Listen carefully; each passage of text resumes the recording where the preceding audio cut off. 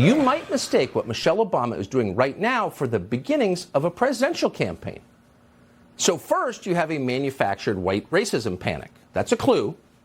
But the clincher is menopause. Unlike every other woman over 50 in all human history, Michelle Obama, we're sad to tell you, has menopause. It's not clear where she caught it. Maybe there was an outbreak in Edgartown. But it's bad. At one point, Michelle Obama gained up to 6 pounds. You don't know how much she suffered.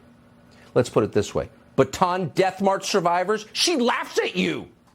You can't fathom her pain. Watch her talk about it on TV. I am still physically active, and my goal now, instead of having Michelle Obama arms, I just want to keep moving. Just keep moving. If I can walk, move, I don't have to run, I don't have to beat everyone. So I've had to change the way I see myself in my health space. I never used to weigh myself. I'm not trying to stick to numbers, but when you're in menopause, you have this slow creep. You have this slow creep. And no, she's not talking about Joe Biden here, who is technically one of the slowest creeps in America. She's talking about her own thighs. Now, why is Michelle Obama telling you about her menopausal thighs on a TV show? Possibly because she's a crazed narcissist who thinks her own thighs are interesting to you. And that's, of course, true. But there may be other reasons.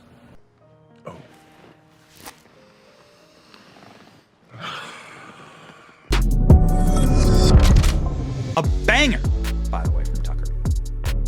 From an unusually good source comes Tucker Carlson's quote. And by the way, an unusually good source, let me just remind you that Tucker Carlson, I'm not saying this comes from Hunter Biden. I'm just saying that Tucker Carlson was neighbors with Hunter Biden in Washington, D.C. I know exactly where Tucker Carlson's house was in Georgetown, and Tucker's talked about it regularly, that his neighbor in Georgetown, and Tucker Carlson lived in D.C. for a very long time, for decades, his neighbor was Hunter Biden.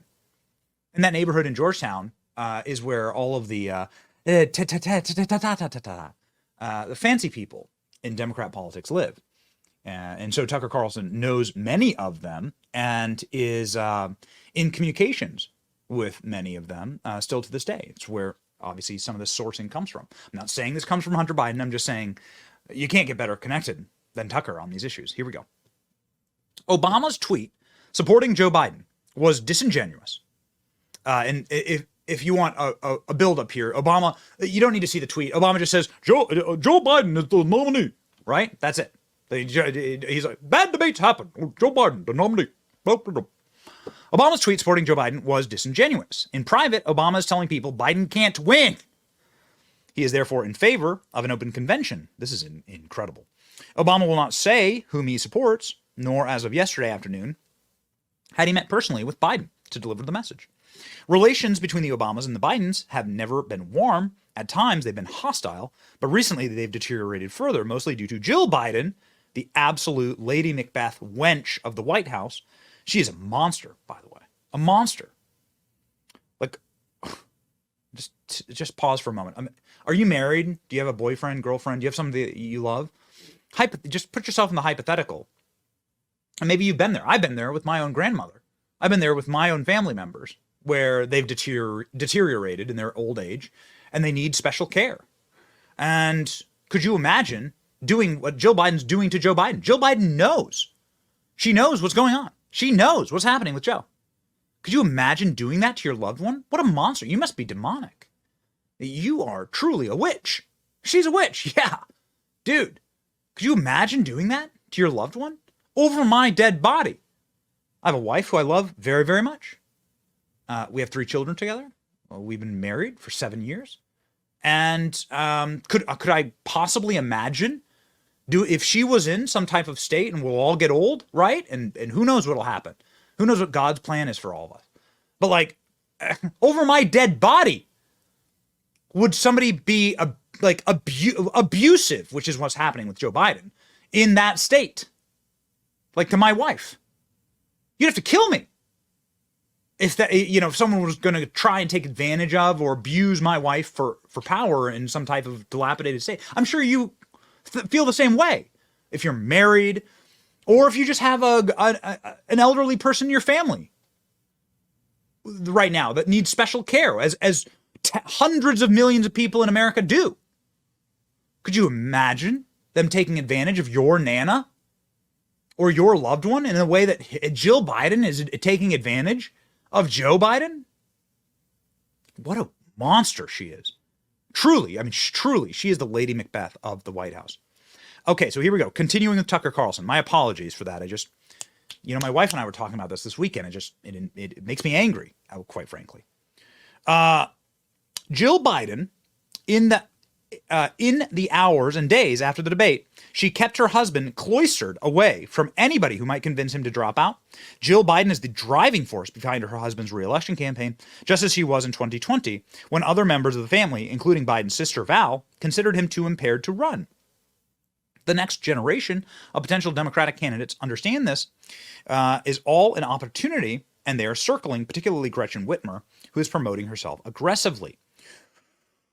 So this is Tucker's breaking news here. So this is what Tucker has said. This, of course, has gone thermonuclear. 6 million views, 67,000 likes, 15,000 retweets at time of recording, and we are live right now. So here it is.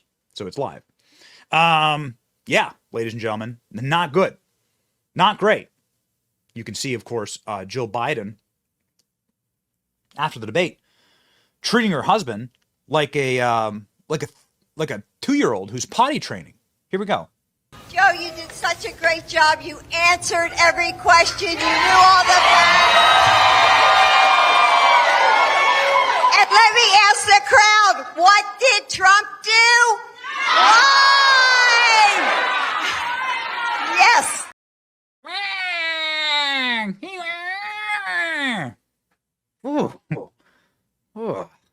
Don't feel bad for Joe Biden. Let me tell you something you shouldn't do. You should never feel bad for Joe Biden. Joe Biden is getting, the biblical treatment of an evil leader.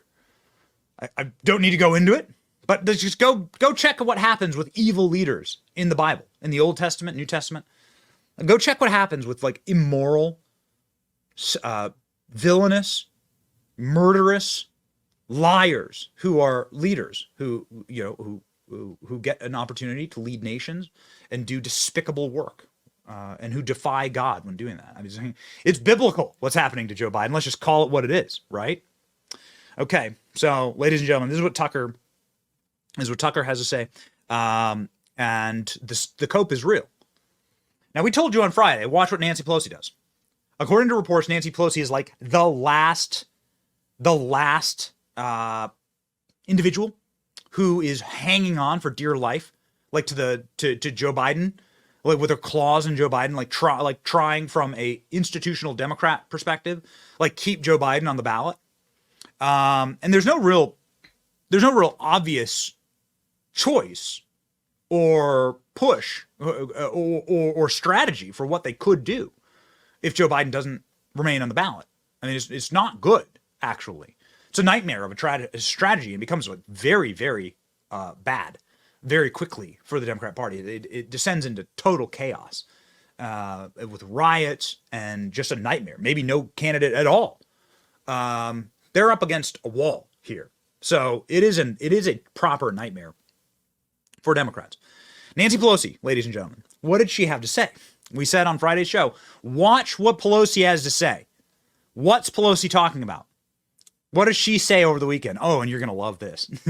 Here's what... So Nancy slammed 5 dirty martinis, wobbled her way into a TV studio, and had this to say about Donald Trump. My people are very much Biden, Kamala Harris, and this is an opportunity for Joe Biden to go out there and show he has the stamina and the rest. And by the way, while the press, and for some reason they don't, there are healthcare professionals who think that Trump has dementia, that his his thoughts do not go together. I can't even talk like that because I do have my real teeth. Okay, I do still have my real teeth, and I have my real brain still in my skull. But there's people who think that Trump has dementia. This is like Nancy. This is the cope. So the play is going to be that Trump has dementia. Got it. Okay, thanks. It's so good.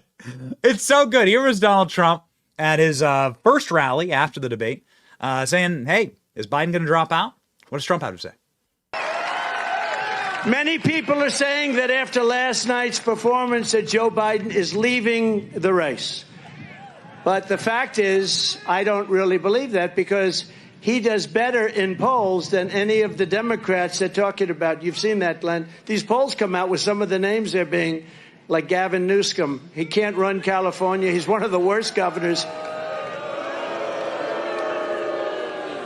No, he's a bad governor. He can't run California. People are leaving one of the most beautiful places on earth in terms of weather, in terms of everything else. You can't do any better than California. He's doing a terrible job. But he gets up and he says, oh, California's doing great, pa, pa, pa, pa, pa, pa, like a machine gun, pa, pa, pa, pa. But it's doing bad. People are leaving so fast, and he'd be easy. But he's got lousy poll numbers. And you take a look at some of the others. Then, of course, Kamala is somebody that will be on the scope. It might have been Joe Biden's single best decision, putting her as vice president. Might have been his best, because nobody wants that. I do. I'd be very happy with that. But they don't poll as well as this guy. I mean, I don't want to speak against myself, but maybe... and they polled everybody. They polled Michelle Obama. She polls very badly. No, she polls terribly. Michelle Obama, people, you know, they polled many people, and it's hard to believe, but crooked Joe Biden polls better than those people.